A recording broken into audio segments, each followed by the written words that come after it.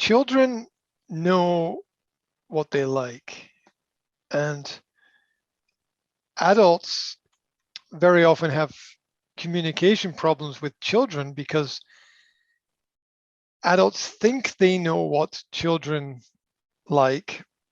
And sometimes this is a mistake because this is projection. You project your own personality onto other people. It's what human beings naturally, unfortunately, do.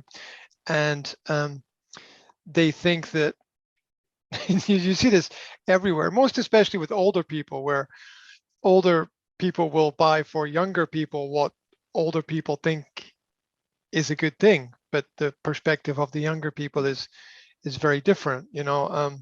Little Johnny wants a video game, but the grandmother will get him a jumper. There will be this big disconnect there with what it is that people think that people need. And adults make this mistake all the time, thinking they know what children need, when children are, there's a phrase in English, to be left to your own devices. And what this means is what you will do when nobody tells you what to do.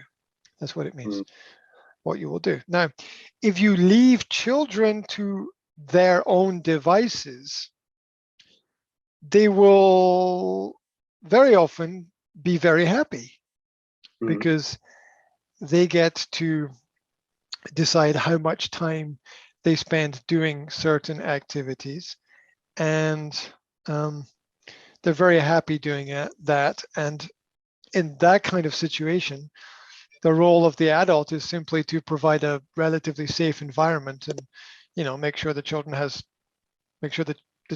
has food and sleep and all the basic necessities taken care of. And it's at a deeper level, there's a great paranoia that adults have that if they don't force children to do certain activities, that these activities won't happen, which is completely wrong. Now, there are some classic examples of this. Now, of course, you want to guide your children in the right direction and away from bad elements, or at least explain to them that bad elements exist. In fact, there's a method of thinking, which is that you want to expose your children to bad elements so that they understand what they are. Fire burns, right? Water is dangerous. Yeah. So you want to expose your children to a certain extent to that. And there's a great adult fear that children won't learn the good things unless they're taught the good things. My response to that is that adults make more mistakes than children. Therefore, because for the children, it's not really a mistake, it's an experiment. And adults have this idea that children won't learn to read unless they are taught how to read. History actually teaches us that this is wrong.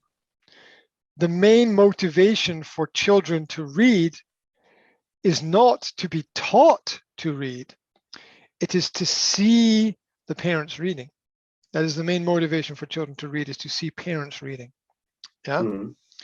The child will see you reading an email, or reading a web page, or reading a book, or reading a newspaper, and they will become interested and want to do the same activity. That is the main motivation. The same is true with writing. Children are motivated to write if they see their parents writing. If they don't see their parents writing, they're not motivated to write. And if you go into a school and you look at how children are developing in a school, the children who are good at writing have parents who write a lot.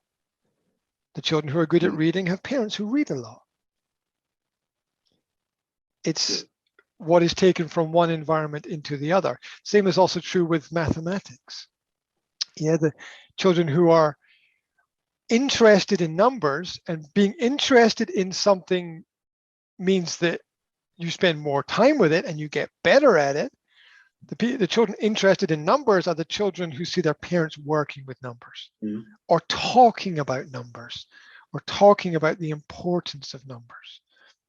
Yeah, and they pick up these things at a very young age from their parents, which is later on in life why a lot of children follow their parents into the same professions that their parents do. You know, if your parents are a teacher, you go into teaching. If your father or mother is a business person, you go into business.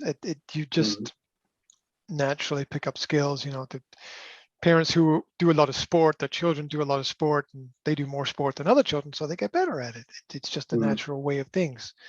And so there's a fear amongst adults to let children just be themselves.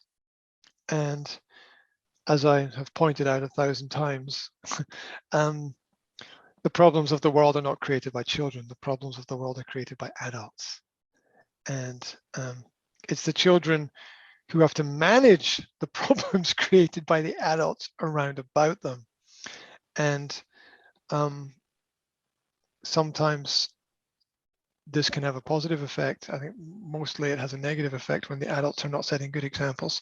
But it's very interesting how the different values are set. And if you listen to children carefully, this is so obvious. If you listen to children carefully, they will tell you exactly what they want, exactly how they feel, and exactly what you need to know about what's going on with them. And a lot of the pain that children experience growing up is adults thinking that adults know best. Right? Which is in general not true, because adults are put under pressure to conform to the world, and they then apply this pressure on their children from a psychological aspect of I have to, so you have to, or I had to, so you have to, which doesn't allow anyone really to grow and develop. And we need some guidance with children, but we also need trust.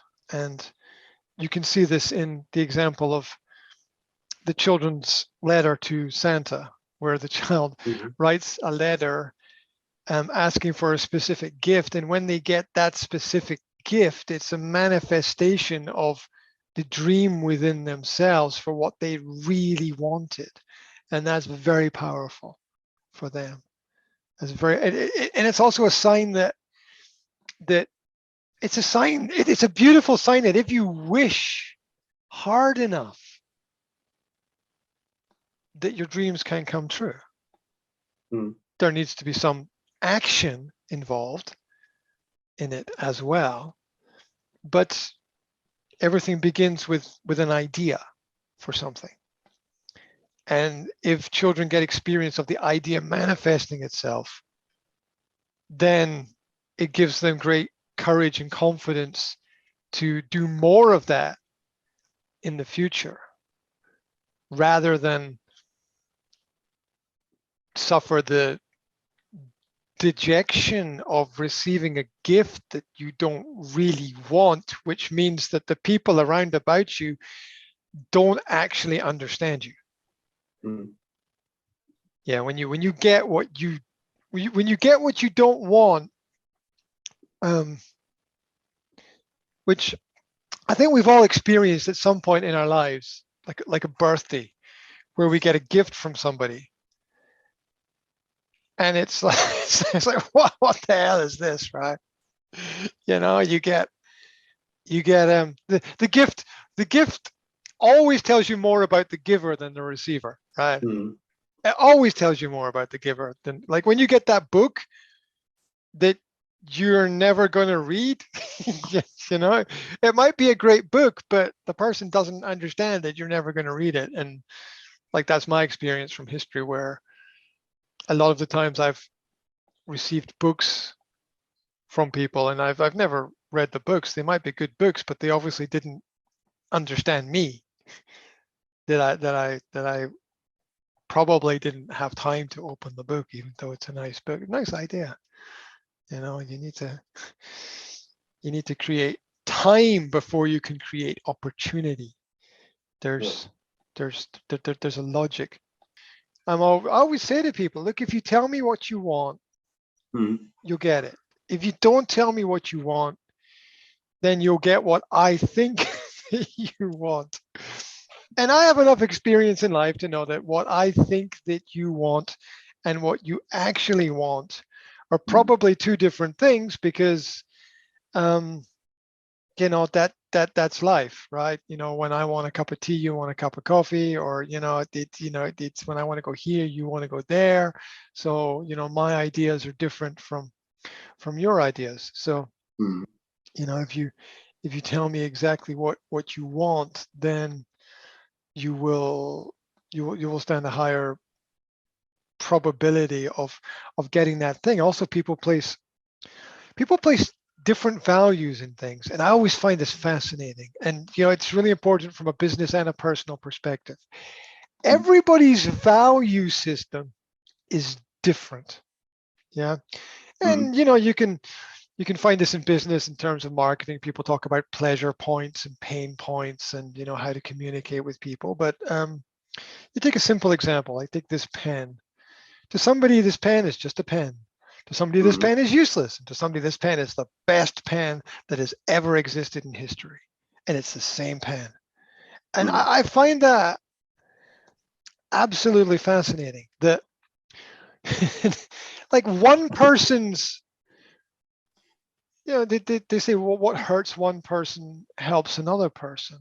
Or one person's junk is another person's treasure.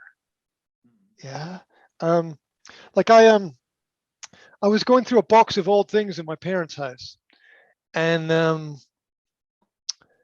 there were some old CDs that were there that I bought when I was a teenager, and I was thinking that you know, what do you do with old stuff? You throw it out so that you can get. What do you do with old shit? You throw it out so you can get new shit, right? You clear out the space so you can put more stuff in the space, and well, I thought their choices are, number one, I can throw it away, or number two, going by the principle that one person's junk is another person's treasure, you could maybe pass it on to somebody else who really wanted it. So there were like, let's say 10 CDs. And I thought, okay. And they weren't just average everyday CDs, because when I was a kid, I liked certain music groups and I used to collect things, and not just albums, like collect singles and special editions of things. So I had a few of these special CDs, and I put them on online. I put them on Facebook. I took a picture of them, checked they were okay, put them on Facebook, and I also I did my research. I went onto eBay and I looked at, you know, what are the value of these individual CDs, if anybody else was selling them, and how much they were selling for. And yeah, they were selling from a certain price to a certain price. So I averaged it out, and I was like, okay, I got these 10 CDs, old CDs, right?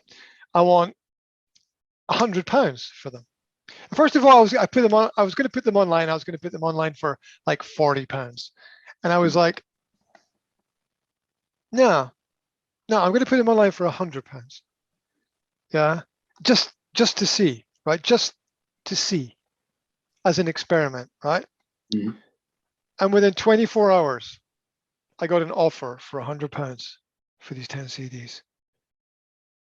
Yeah. Things that I could very easily put in the bin. I could put them in the trash. I could very easily, just throw them out. And I find it fascinating that the values systems that people have, where to somebody, these all things that have been in a box and have really no value to me. They're gonna have like personal, sentimental value, but I can let it go because you can't hold everything forever, right? So but these things that are useless to me have incredible value for other people, and they're running to give me their money so they can get this stuff. This person drove for an hour and a half to get to me, to give me their money, to then drive an hour and a half back home. Maybe I'm strange. Sometimes I am. But I find this whole concept really, really hard to process in my own head, because I always look for systems and methods and understanding the process of things. And I find this process extremely random. Right? The fact that you can open a box and find old stuff and take some pictures of it and put it online, and somebody somewhere will love it, somebody somewhere will love it. And what will they do with it? They'll take it home and they'll put it on a shelf and it'll stay on the shelf. Every now and then you get to find something which has more value or something which appreciates in value, but not many things really do that. Most things depreciate in value over time. Just use and wear and tear. There are most of the things that go up in value are things with real human value, real human element in it, things that are highly individual and really specifically unique. But I just find the whole concept of how different people view the same thing with different value extremely different. And then if you apply that into business, you've got to be extremely careful never to put your own values on something. Because if you place your own values on something, you miss the point. Because what is the only thing that matters in business is how much somebody else values something. It's the only thing that matters. Your own perspective is completely irrelevant. It's completely irrelevant. You've got to, because it's connected with your own personality and your own ego. And if you're going to be successful in business, you've got to completely put that to one side. In the long term, you can survive with it in the short term and do anything, but in the long term, you got to put it to one side and realize that as an individual in business, you are there to perform a function and a role, and how you feel about it is completely irrelevant, which is a strong conversation that I've had with a lot of people where somebody has asked me, how do you feel about it? And I've said, my feelings are irrelevant. And very often they are, and it's completely irrelevant how I feel about it. In fact, I don't even really know how I feel about it because I haven't thought about it, because it's a waste of my time and a waste of my energy. Because if I feel good about it or if I feel bad about it, it changes nothing. It changes absolutely nothing. There are some things in life that just have to be done or have to be taken care of or have to be discussed, and attaching an emotional value to it has no great benefit at all. And yes, everything affects us to a certain extent emotionally, but in order to progress, we have to suck it up and get beyond that, right? I mean, when you buy the car, you don't worry about if the person who designed the car was feeling sick, or the person the factory workers who made the car got sick in the factory. You don't want that to happen, but you don't attach an emotional value to it, because you'd never get anywhere if you only attach emotional values to things. which is where society fails at its greatest point at this present moment in time, where if you continually attach emotional values to things, you just become an emotional wreck and you can't actually get anywhere. It's important to know how people feel, but you can't get trapped in a state of only ever feeling, because most people can't control their own emotions. It takes a long time to be able to manage successfully those elements. It's not that you shouldn't feel, it is that you should know when to feel. Yeah, because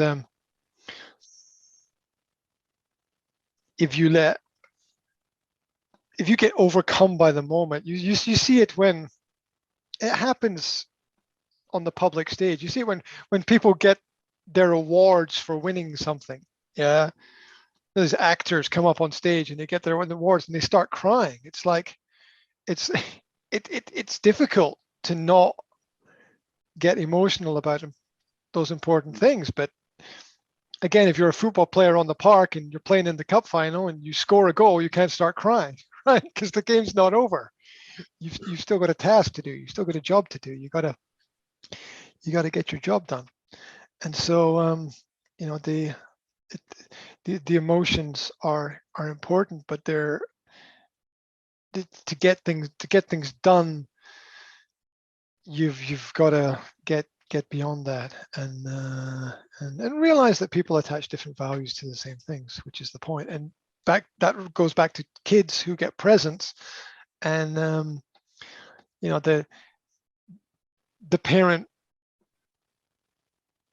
the child who is understood by the parent is a happy child. Right? Yeah, and those parents that are not happy are the ones wondering why the child's values are different from their own.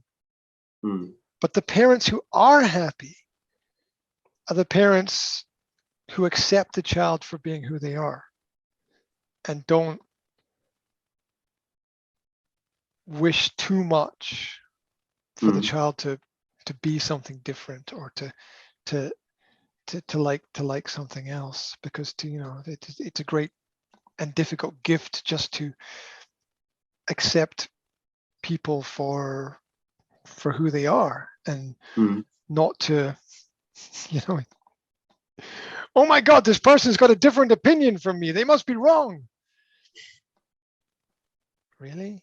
I mean, is that all we've learned? I mean, is there only one right answer to every question? I suggest that there are many right answers to every question, and the answers can change on a daily basis. Last year's great gift might not be suitable for this year, because people grow and evolve and develop.